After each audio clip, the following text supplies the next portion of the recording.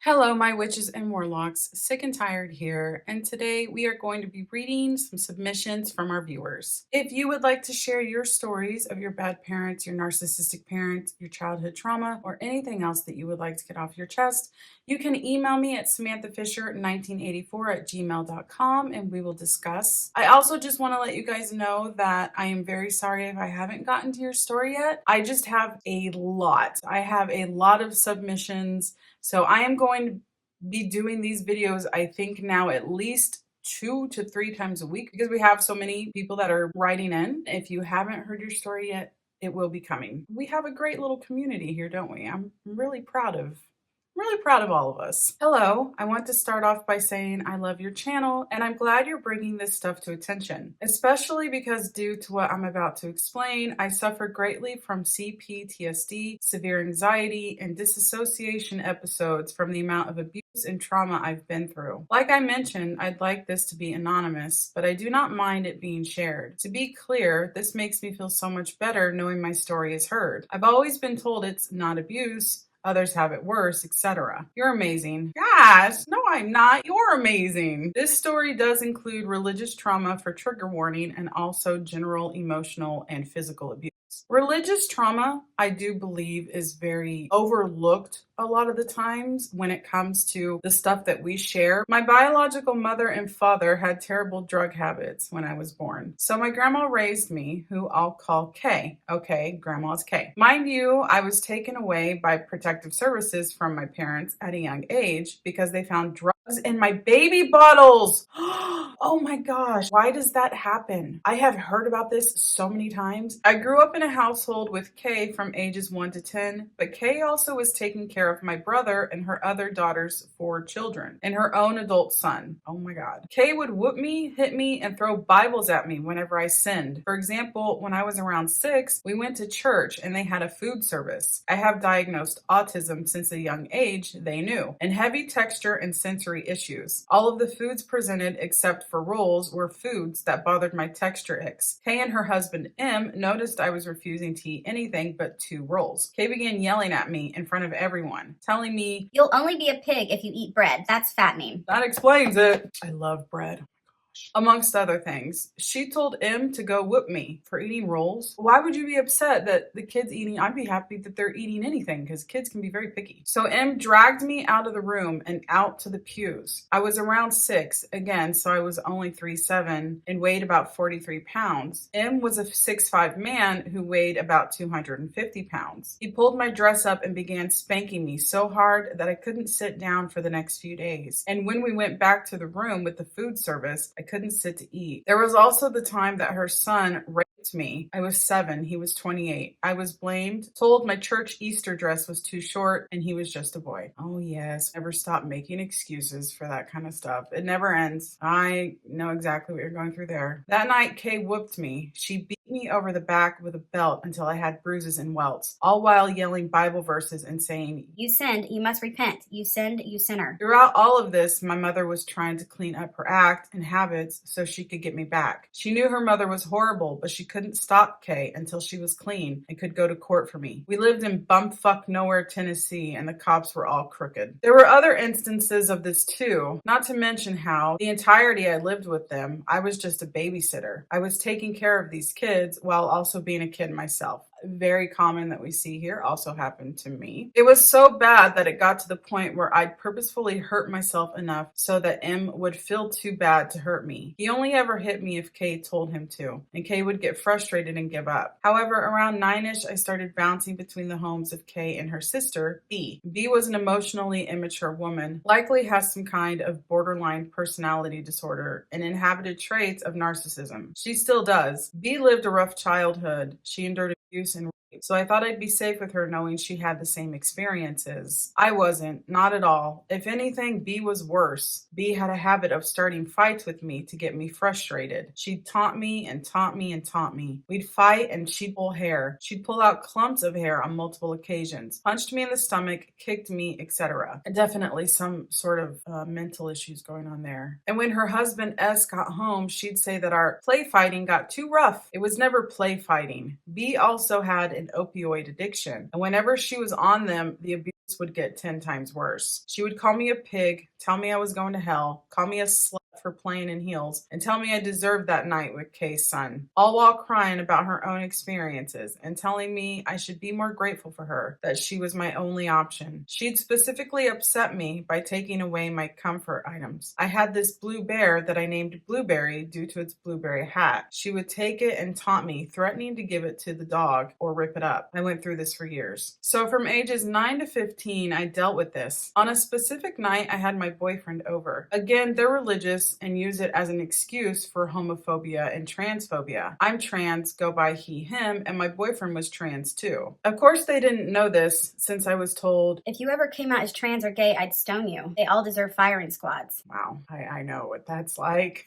Growing up with a very religious family, I'm not surprised. And so we appeared as just friends to them and girls. He was taunting me again and began to get physical. She punched me in the mouth and I pushed her off me. I was around 13 at the time. She was 61 and she fell. It left a bruise on her arm. My boyfriend had a panic attack and had to go home. A 61-year-old is doing this? Oh my God. Amongst the physical abuse, B was terrible mentally as mentioned. She tortured me psychologically, saying many things. Her husband, S, was my only actual protector, but she would tell the family that he abused her, using the photos of the bruise I caused as proof that he abused her. She told people that he choked her out, raped her, etc., all while no one believed me because You're just a kid, you wouldn't know. but he never laid a single hand on her. She abused him. She hit him, threw vases at us, threw pans at him, and at one point caused a fight on purpose between him and our neighbor. He ended up knocked out on the concrete. He still has the scar. I won't go into more details since this is already long, but they divorced as of 6 months ago. Oh, well, good. He's with the love of his life, Elle, and she's amazing. She's helping me heal. I'm still a minor, but I know B and K will never be jailed for their actions. I just hope they get what they deserve. I'm happier now. I'm safe now, and I'm comforted to know I'm heard by you. Thank you. Well, thank you for being so brave to send in your story. And I hate to say that I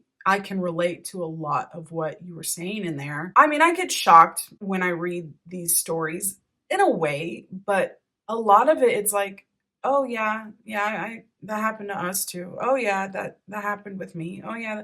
And so I'm like shocked in the sense of it is shocking to hear, but at the same time I'm not, because it's like, yeah, I mean, I've been there too. And it makes me wonder, do some of our other viewers hear this and they're just like baffled, like, oh my gosh, I can't even believe that, like, is this even real? Because it just sounds so crazy. But when I hear it, I just think, yeah, that's just how life was growing up.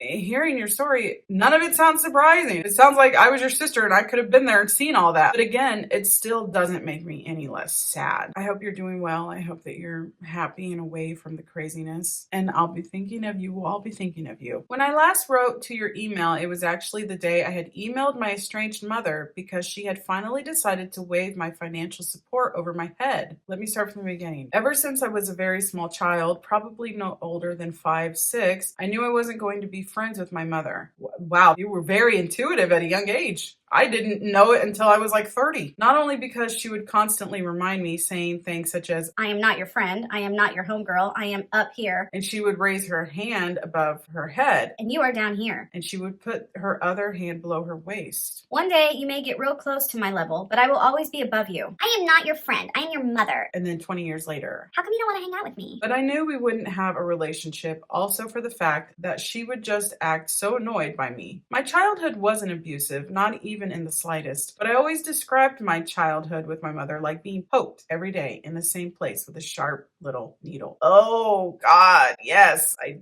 totally get it. And day after day, year after year, it would just be something small, something tiny even, but every day. And eventually that poke hits the bone, and after that, I was just done. The thing about my mother's form of narcissism is that it's so subtle and so consistent that it's just thought of as her personality. I can't count how many times I was told, Well, that's just mom. You'll have to get used to her. and even as a child, I would think, but she's the grown up. Now, I was diagnosed with schizophrenia when I was 21, but I started to notice very uncomfortable and unusual symptoms by the age of 9. Again, you're very intuitive for your age. Even though my mother had worked in the medical field for decades, I would always hear, I'm 50-50 on believing you. oh, that's what you want to hear from your mom. But then she would switch to saying, just ignore it. It'll go away. I got dragged to every single doctor, therapist, psychologist. She even sent me to have a what is Reiki session? What is a Reiki? Reiki? As somebody that has all this in the background, should I know what that is?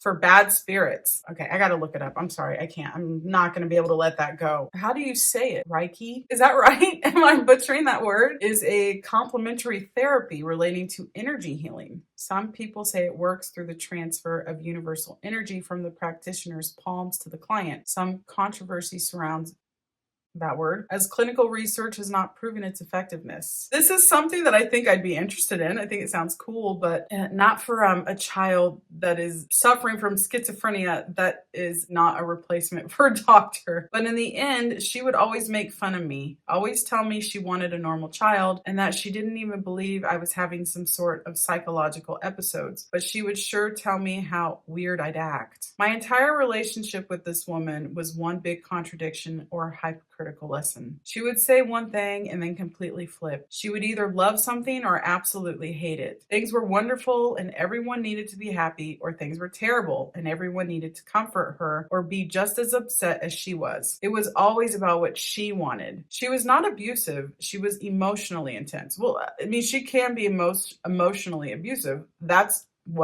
how my mom was. My mom never physically laid a hand on me ever, but her words and what she did to my confidence and my self-esteem, sometimes I feel like it screwed me up more than what my dad did. Maybe people think no, but that's just how I feel personally. My sister, who has a gargantuan ego, rolls all my mother's actions off her back like water off a duck. One of the last conversations I had with my sister was her telling me that she couldn't move away from our childhood home to live with her boyfriend because mom wouldn't like it. Mind you, she was 21 at this point, graduated from one of the top colleges in the state, that she got tuition for free because of her excellent academic history, built satellites for NASA. She said, as the oldest daughter, I'm obligated to do what mom says. Oh gosh, no. Oh, that broke my heart to read that.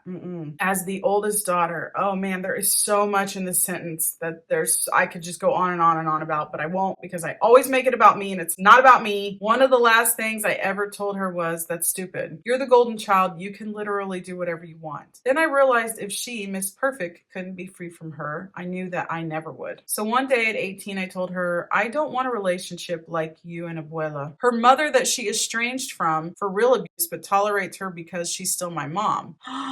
What? So they scream and yell whenever they are in a room with each other, which they avoid at all costs. Oh, wow. So you're telling me your mom was treated like shit by her mom, and yet she still treats you like shit.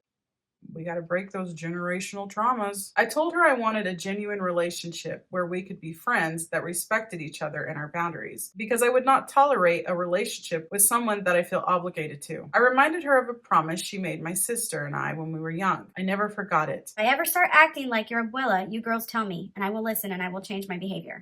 Sure, Jan.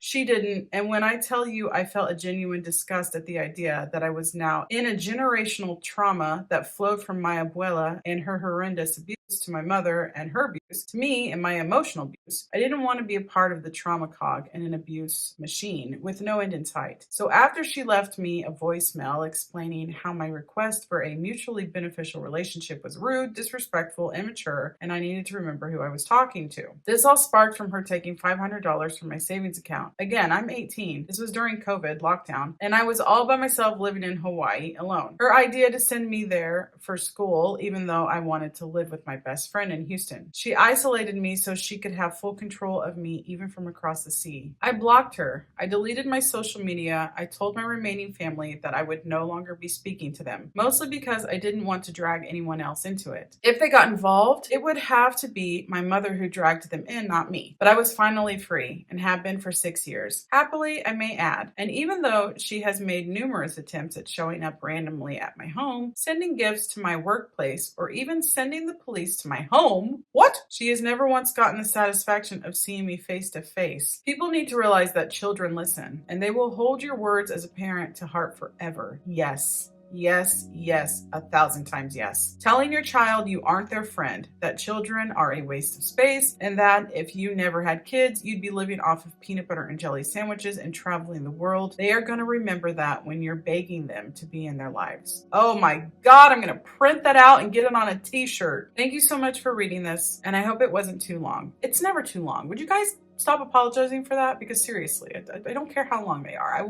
I will give you the time. Keep up the great work with your channel. My name is Ju. Well, thank you, Ju, so much for sending in the story, and I hope you're doing well. It sounds like you are. Are you still in Hawaii? If you are, I'm so jealous. Yeah, we got to be the ones to break that generational trauma. There's so many people. There's such an influx of the older generations now talking about how, like, what is this trend of all of these kids going no contact? We're trying to break the cycles and make sure that our children grow up and have good lives.